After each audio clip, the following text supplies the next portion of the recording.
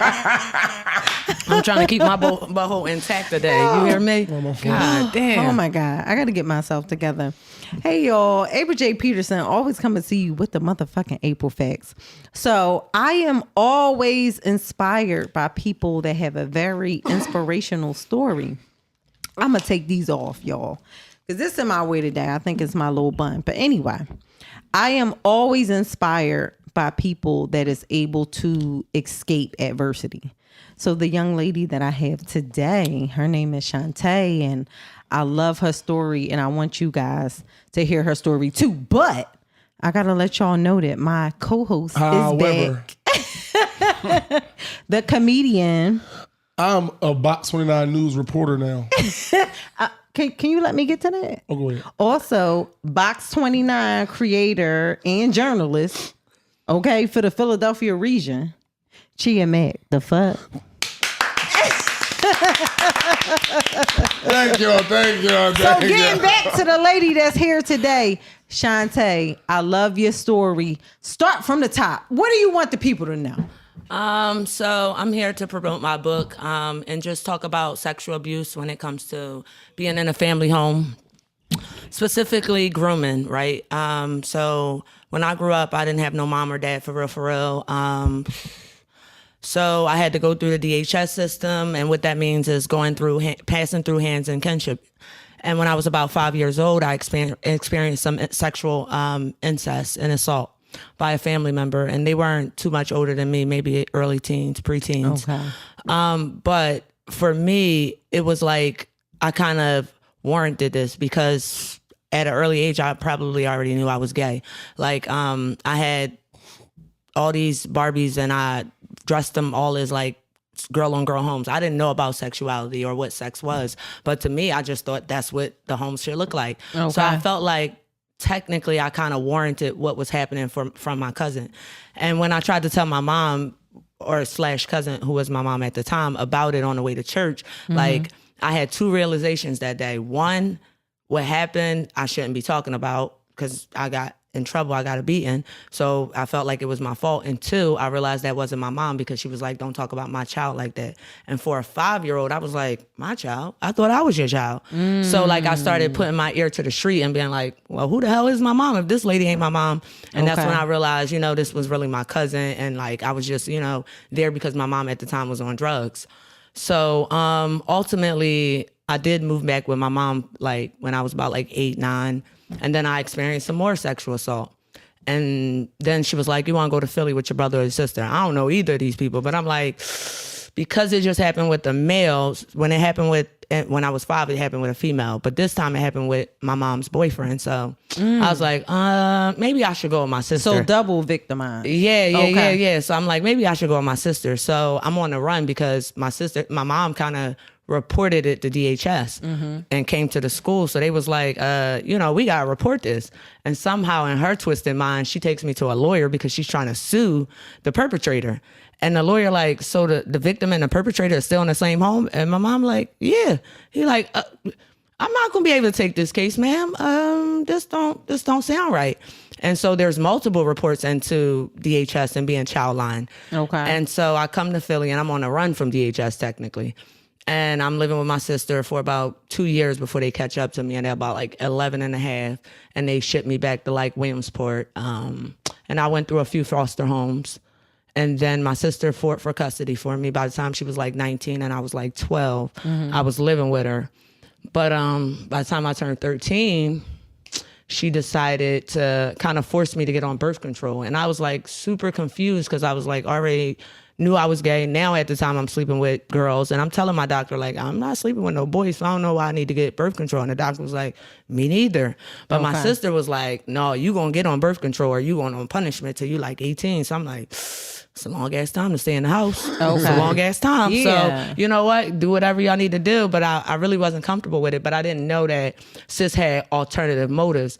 And like, at the time, we lived in the Puerto Rican neighborhood. So when it comes to Spanish kids, they do everything early. They getting tattoos, piercings. They like 10 years old. Like, so at 13, I'm like, I just want to get a little tattoo or whatever. So I go to my sister like, can I get this tattoo? And she like, no, hell no, you ain't getting no tattoo. But then it's been around a month go by and she like, oh, remember that tattoo? You want to get a tattoo? I'm like, hell yeah, I want to get a tattoo. wow. And she like, all right, I need you to do something for me. And I'm like, all right. So she pulled me in her room and she like, so this what you gonna do like with her baby father? And I'm like, pause. No, I'm good. I don't even need the tattoo. If this is what I got to do to get that tattoo, I'm cool. And she like, no, this is what you going to do. I really need you to do it for me. I'm like, I don't want to do it.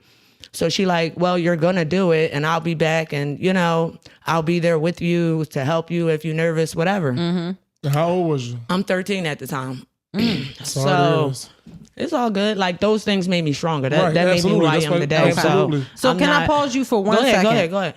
So going back to when you was first, you know, sexually assaulted, right? You said your first predator was a woman and your second predator was a man. Now, thinking back to, and I hate to take you back there because as people who experience trauma, when you talk about it, you relive it some type of way because I don't want to, you know, re-traumatize you, but we're going into your story. Can we re-traumatize me first? What? No, I had got molested too, right? For real? Not as bad as that. Okay, let's talk about it. It brings these things I out. talk my shit all the time. This is something that we need to bring awareness to. Let me I'm have a these survivor. conversations. I never claim being a victim, but I'm a survivor too. And I think it's so important for people to share their stories. Also, too, considering your preference, your sexual preference, because people need to understand that sometimes not always people choose this lifestyle. Yes, you do. Because it's voluntary. Hold on. Okay, we're going to go back Listen, to that. right? Because I'm not no victim. When that girl, who was a dyke today, sorry. It's okay. No, I'm cool with my Right, shit. what you feel? I'm okay. Why would you do that to me if you don't even like niggas We no gotta more? use some better words, Chea. I gotta find something. Okay, I all gotta right. use it. He's working on his vernacular. Okay. He working on the shit. Working on myself. When she did that to me, I liked it. Yeah, and that's the crazy thing about sexual assault see, is it's that your different. body reacts to it no matter what. And so psychologically, you really do react. And because I do not believe that incident, like I said, I was already playing with the doll babies like that Right. before it Okay. happened. So in my mind, I'm like, well, maybe she thought that I was already gay. So let me ask you something real quick. Prior to you being exposed to sex. sexuality, right? Did you already make a decision to where you wanted to be at that early age? At 5, no, I don't know who I don't know who I'm gonna be kissing or who I'm gonna be fucking. Okay. But the Okay. way when I think back psychologically and the way I was you were playing with first the dolls. exposed to a woman. Yeah, but Okay. before I was exposed to the woman, I She was was playing with the doll dolls. babies, And I she had was- Ken dolls, so I had a male representative, She threw that and I nigga out. still dressed them girls like Okay. one like a boy and one like a girl, and was like, oh, this is what home should look like. And I had them humping. I didn't know what sex was, but we all saw TV and shit when we was like 5, so Okay. that's how I had the dolls humping. And I'm like, maybe she saw the shit and thought I understood sex. Okay. You So wanna when say sex something, happened, Chea? it was on in depth. Where was the Ken doll at?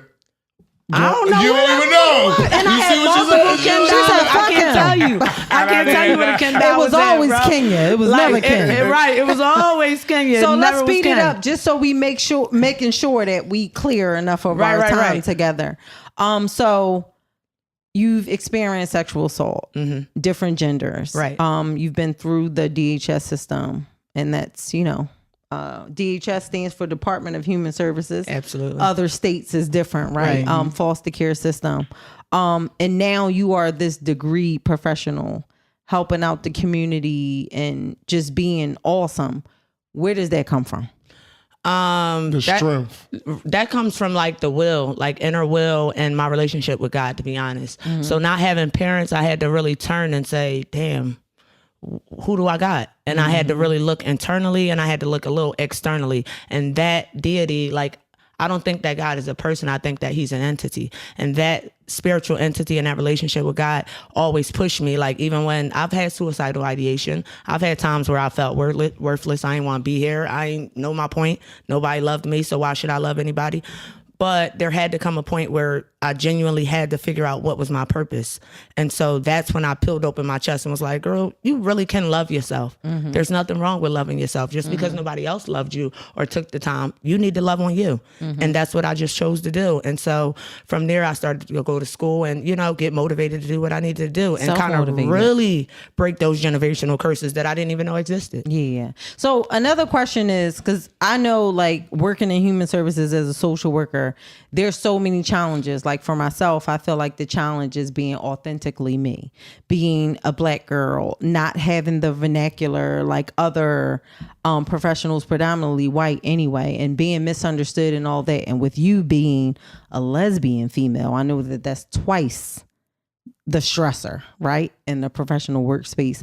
Like, could you explain like how that is for you being a professional, being a lesbian, a proud lesbian, right? Because you have more so like a masculine. Is that your pronoun? She just throwing stuff around. I'm sorry. Is it him, her, them, they? What is it? It's ironic because I got a tattoo across my legs that says pronoun other, and my client, I had some shorts on, and they were like, well, what does that mean? And I says, I was misgendered throughout my life. People say he, she, and for me, pronoun other represents the notion to say I'm not any of that or I'm all of that, right? So it's about your experience with that, your knowledge, your background. So if you're not doing it in an ignorant way, I don't mind if you say he, she, they, them. I'm open to all, right? And that's what pronoun other represents, a multitude of an umbrella to say you could be anything that you want to be. You don't have to be this or that. Did you make this up? Yeah.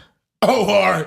You about to win with that. Hey, all the motherfuckers who don't know what that is. She's trying to get a Nobel Peace Prize on my fucking podcast. She gonna get that. Everybody like, oh no, I'm other. I'm other as a motherfucker. No. So listen, I just want to say something because my daughter, my oldest daughter, my firstborn baby, she is a lesbian woman, right? And what I love about my daughter so much is that she gives me so much insight and she corrects me a lot because I'm 40. I'm old school. I was born in 1984. I grew up in the 90s. So damn. A lot. Sorry. That was the Kevin Hart joint.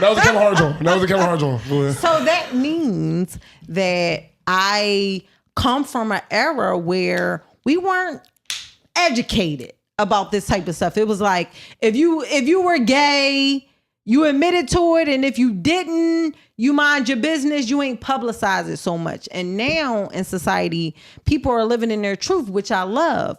But the community is changing a lot because I don't want to say anything wrong because I don't want to get fucked up by y'all. Y'all growing, so I don't want to get fucked up. But what I want to say is the them and they. I struggle with the them and they only because them and they is plural. For example, if I'm going to a restaurant and I have reservations for 2, Chea, and I say, hey, the reservations is for 8:00 for April Peterson, and they. Motherfuckers is gonna look around. Where they at? Yeah, I'm right here. All of they. They right here. So the pronouns is what I struggle with. And even being a social worker, right? I love that I interact with people, right?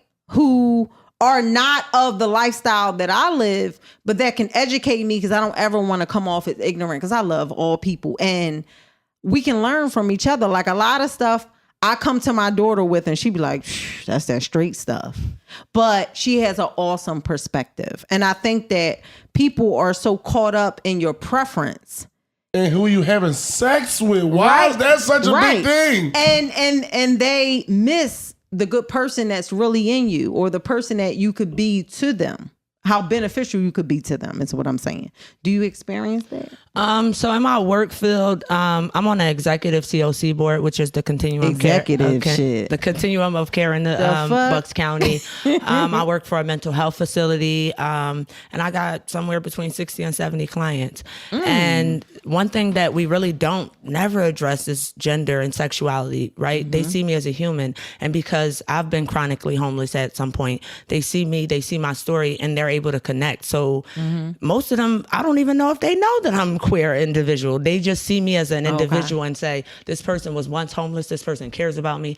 I don't care how dirty my clients is, if they smell, any of those things. Come give me a hug, because these clothes can get sent to the cleaners. I can wash them, but you're a human, and sometimes they need that one-on-one communication. And when I was 16, I didn't have that. I didn't have nobody to say, here go a pair of socks, here go a pair of underwear. Treat me like I'm somebody. So sexuality, gender, it's important. But as Audrey, the Lord said, your intersections of who you are, that's a breakdown, and it's about what's important to you. So for me, it's about being human first. Absolutely. We all bleed, right? Absolutely. So when I come to work, I bleed my people, and everything I do is to inspire to, motivate them. Okay. So, Chante, we're running out of time, unfortunately. What is your ultimate purpose? Like, why are you here today? What do you want the people to know? And where can they follow you? You can follow me on Instagram at bags_noari. And what I want the people to know is ultimately you can come from nothing, because I come from the projects. I come from no parents. I come from no one loving me. And today I can sit here at damn near 40 years old and I can love myself, and I can say I'm in a place where I'm happy, I'm at peace, and I have a support system that really, really wants to see me do well, right? And it might not be family, that's okay. And I might have had to find them at work, but that's okay. No, that's your new family though. Right, that's what it is. As queer individuals, we always find our chosen family. And so my chosen family just happened to come with my career. Two things came with one. I love that, Chante. And I feel like some people, we bond from our traumas. Some people we bond because of our energy or our talents or whatever the case may be. But I feel like with you, me meeting you exposed me to another way of thinking, right? In addition to me being a social worker, understanding that you meet people where they are, no matter what their preference is, lifestyle is, or whatever the case may be. But what I love about you is that you are able to connect with people due to your lived experience. You're not jaded by you overcoming those experiences and acting like, I can't relate. Like, you're on land with the people, and that's so necessary. I'm so proud of you.